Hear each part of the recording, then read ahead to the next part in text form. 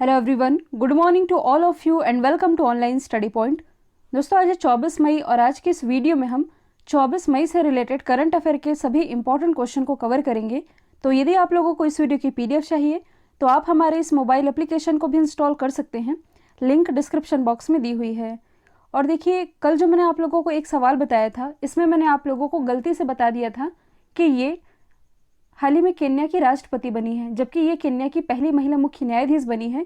तो प्लीज़ इसे आप करेक्ट कर लीजिएगा। हालांकि पीडीएफ में इसे मैंने मॉडिफाई कर भी दिया था। स्टार्ट करते हैं हमारा पहला क्वेश्चन।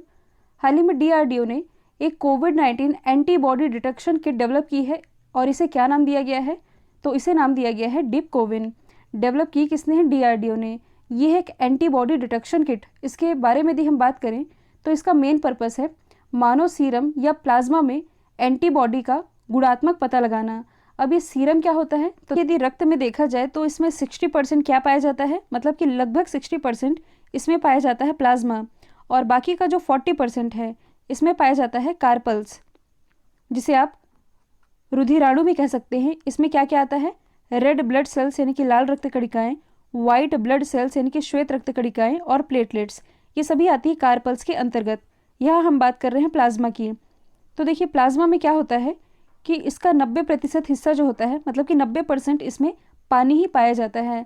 और प्लाज्मा में कौन सा प्रोटीन पाया जाता है? पहले भी मैंने आप लोगों को बताया है, फाइब्रिनोजन प्रोटीन। ये क्या करता है? तो ये रक्त को गाढ़ा बनाता है।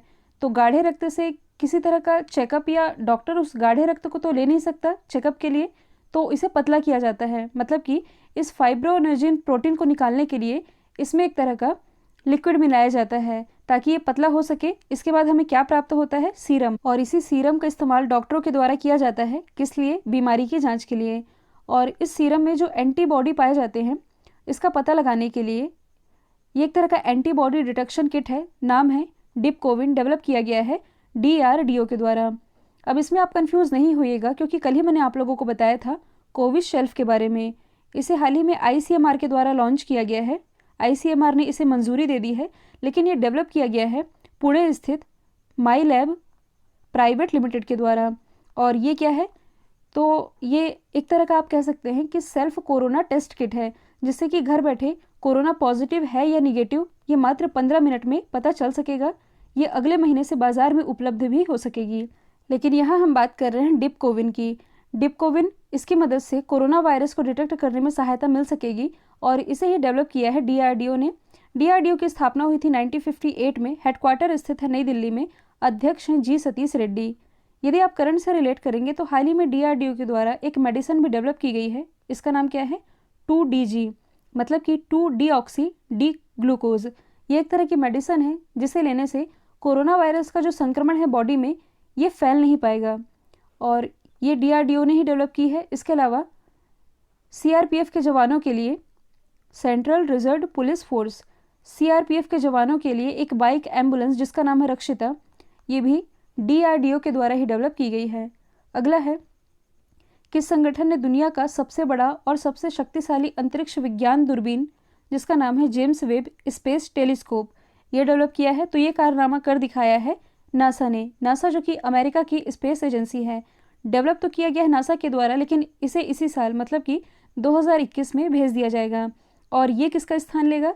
तो ये स्थान लेगा हबल स्पेस टेलीस्कोप का, जो कि प्रेजेंट टाइम में ब्रह्मांड पर नज़र रखने का काम कर रहा है। एक तरह का दूरबीन का काम ये कर रहा है हबल स्पेस टेलीस्कोप, और इसी के स्थान अब ये नया टेलीस्कोप लेने जा रहा है।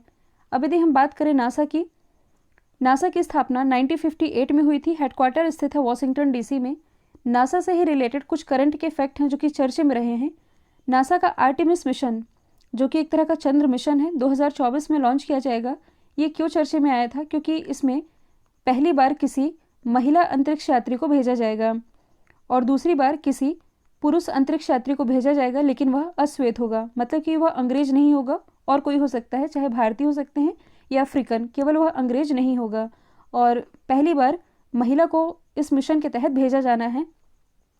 यदि हम बात करें मिशन परसिवरेंस की, ये भी चर्चे में रहा है। मंगल ग्रह पर यह पहुंच चुका है, और इसी का एक रोवर है इंजीन्यूटी रोवर, जो कि चर्चे में रहा है। बेन्नू, जो कि एक तरह का क्षुद्र ग्रह है, इसके लिए जो मिशन भेजा गया था जो चर्चे में रहा है इसका नाम है ओसिरिस रेक्स। और नासा के एक अंतरिक्ष यात्री हैं जिनका नाम है केट रूबिन्स। इन्होंने हाल ही में अंतरिक्ष पर पहली बार, मतलब कि जो इंटरनेशनल स्पेस स्टेशन है, यहाँ पहली बार मूली की फसल उगाई थी। और इससे नासा के द्वारा इस एक्सपेरिमेंट को क्या नाम दिया गया था? Plant habitat 02। तो ये भी आप याद रख सकते हैं। अगला क्वेश्चन है, हाल ही में प्रधानमंत्री स्वास्थ्य सुरक्षा योजना के तहत कितने एम्स की स्थापना को मंजूरी दी गई है? तो इस योजना के तहत कुल 22 एम्स बनाए जाएंगे। तो जैसा कि आप सभी जानते हैं कि बीते कुछ महीनों में भारत की जो स्थिति रही है, स्पेशली यदि हेल्थ सेक्टर में देखा जाए तो भारत किस पोजीशन पर खड़ा हुआ है, ये हम आप सभी ने देख ही लिया है।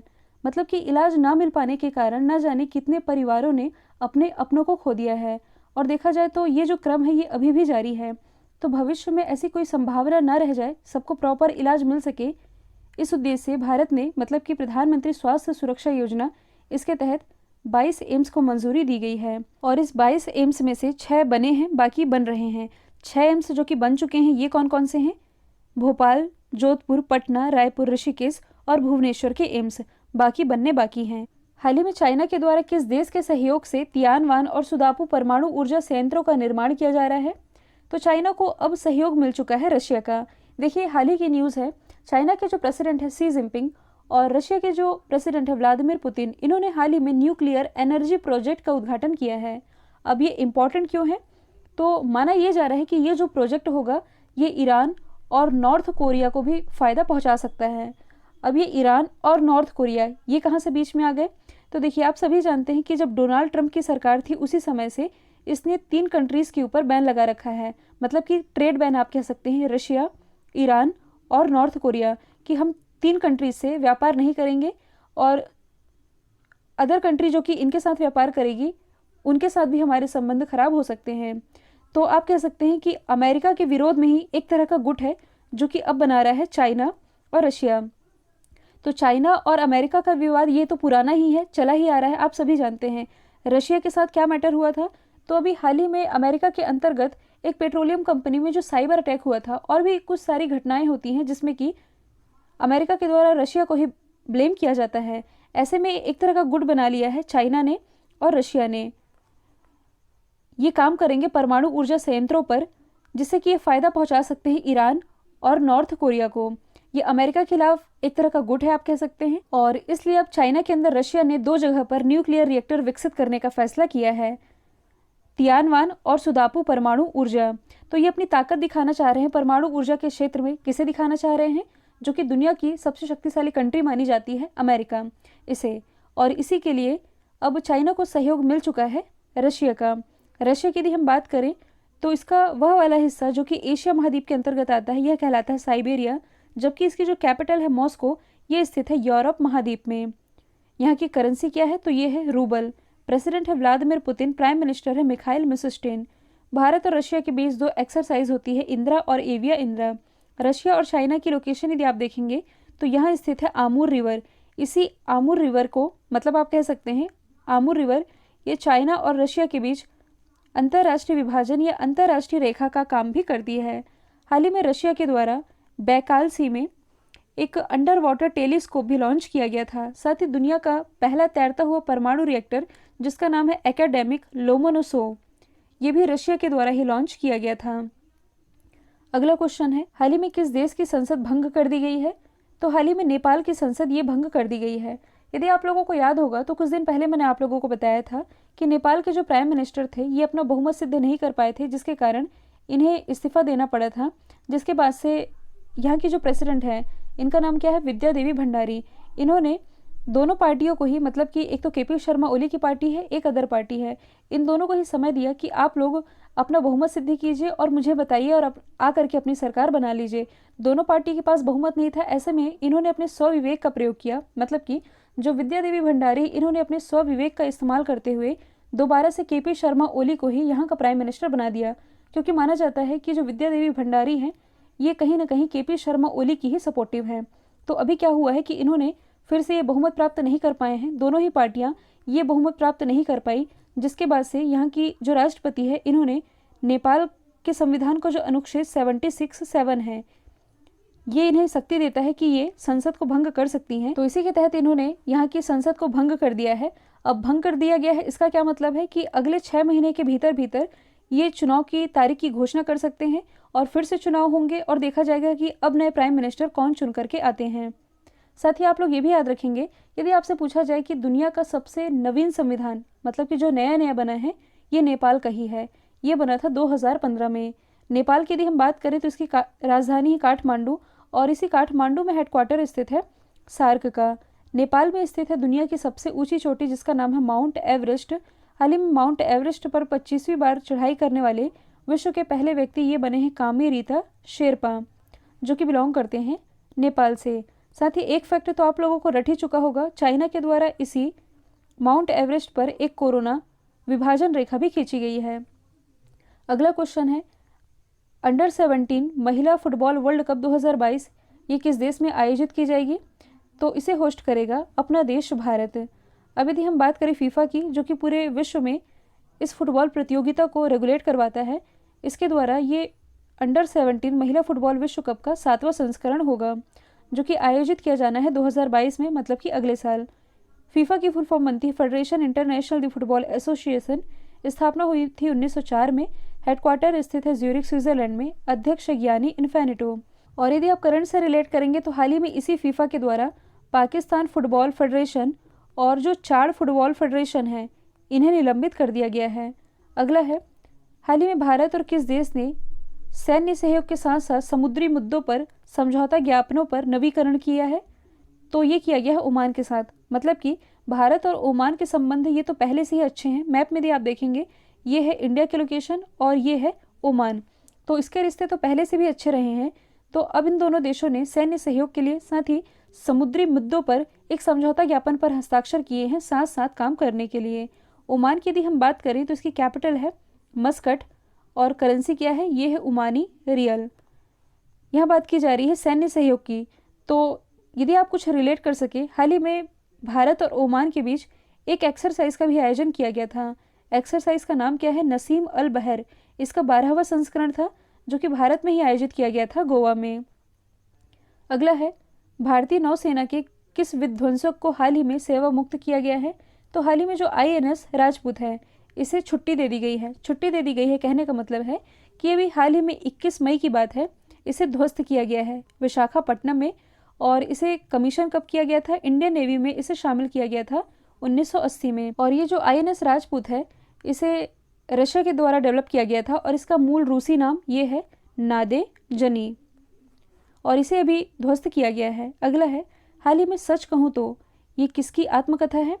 तो ये आत्मकथा है नीना गुप्ता की। नीना गुप्ता, इनकी स्टोरी शायद आप लोगों ने पढ़ी भी होगी, काफ़ी इंटरेस्टिंग स्टोरी है। इन्होंने अपनी लाइफ के अप्स एंड डाउन के बारे में सारी चीज़ें पब्लिकली शेयर की है। इन्हीं की ये आत्मकथा है जिसका नाम है सच कहूँ तो, जो कि अभी लॉन्च होने ही वाली है। नीना गुप्ता, इन्हें नेशनल अवार्ड से भी सम्मानित किया जा चुका है। अब यदि हम बात करें अरुंधति रॉय की, तो इनकी एक प्रसिद्ध किताब है जिसका नाम है the God of small things, जिसके लिए इन्हें 1997 में मैन बुकर प्राइज से भी सम्मानित किया गया था। साथ ही लास्ट ईयर ही सितंबर 2020 में इनकी एक और किताब लॉन्च हुई है, इसका नाम है आज़ादी। यदि हम बात करें शशि थरूर की, तो इनके द्वारा जो किताब लिखी गई है इसका नाम है द पैराडॉक्सियल प्राइम मिनिस्टर, जबकि द एक्सीडेंटल प्राइम मिनिस्टर ये लिखी गई है संजय बारू के द्वारा।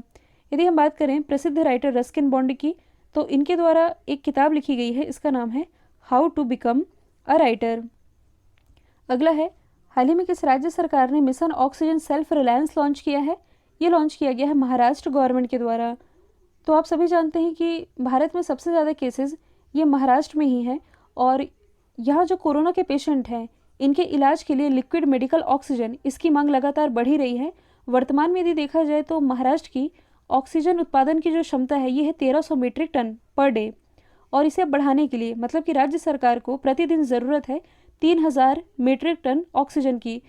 तो इस लक्ष्य को पूरा करने के लिए मतलब कि 3000 मीट्रिक टन प्रतिदिन ऑक्सीजन का उत्पादन हो सके, जो इसका उत्पादन करेगा इन्हें प्रोत्साहित किया जाएगा। इस तरह की योजना है oxygen mission oxygen self reliance launch की है महाराष्ट्र गवर्नमेंट ने। यदि हम बात करें महाराष्ट्र की, इसकी राजधानी है मुंबई। मुख्यमंत्री हैं उद्धव ठाकरे, राज्यपाल है भगत सिंह कोश्यारी, मुख्य न्यायाधीश है दीपंकर दत्ता, प्रमुख नृत्य हैं तमाशा लावनी। NSE BSE यानी कि national stock exchange, Bombay stock exchange, security and exchange board of India, इन सभी का हेडक्वार्टर मुंबई में ही स्थित है। गेटवे ऑफ इंडिया ये भी मुंबई में है, जबकि इंडिया गेट ये स्थित है दिल्ली में। यदि आप करंट से रिलेट करेंगे तो एशिया की पहली सौर ऊर्जा से संचालित कपड़ा मिल ये महाराष्ट्र के परभड़ी में शुरू की जानी है।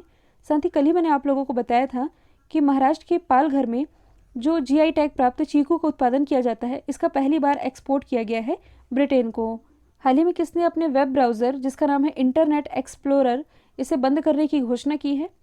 तो इंटरनेट एक्सप्लोरर ये किसका ब्राउज़र है? माइक्रोसॉफ्ट का। जबकि अभी आप लोग यूज़ करते होंगे क्रोम, ये किसका है? तो ये है गूगल का। तो हाल ही में माइक्रोसॉफ्ट के द्वारा अपने इस वेब ब्राउज़र इंटरनेट एक्सप्लोरर को बंद करने की घोषणा की गई है। यदि हम बात करें माइक्रोसॉफ्ट की, स्थापना हुई थी 1975 में, और स्थापना की किसने थी? बिल गेट्स और पॉल एलन ने, जिसमें कि जो पॉल एलन है ये अब दुनिया में नहीं रह गए हैं। और प्रेजेंट टाइम में माइक्रोसॉफ्ट के CEO कौन है? ये है भारतीय मूल के सत्या नडेला। कल जो मैंने आप लोगों से सवाल पूछा था, इसका राइट आंसर था झारखंड। अब आप लोगों के लिए आज का सवाल है, हाल ही में वर्ल्ड कोरियोग्राफर अवार्ड जीतने वाले पहले भारतीय कौन बने हैं? इसका जो भी आंसर कमेंट बॉक्स में बताइएगा। वीडियो यदि पसंद आए तो लाइक कीजिए, शेयर कीजिए और चैनल को सब्सक्राइब करना बिल्कुल मत भूलिएगा। आज के लिए इतना ही। Thank you so much.